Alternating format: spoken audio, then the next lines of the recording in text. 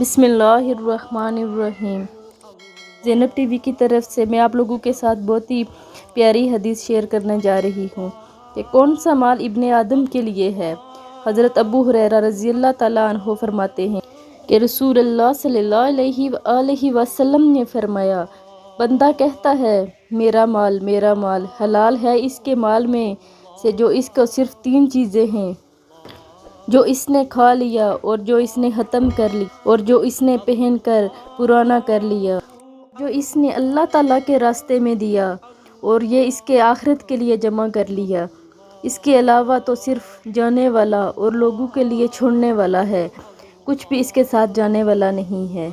اس میں 3 چیزوں کا ذکر کیا گیا ہے کہ جو تو نے کھا لیا اور جو تو نے پہن لیا اور جو تو نے اللہ کے راستے میں دیا وہ تیرے آخرت کے لیے ہے۔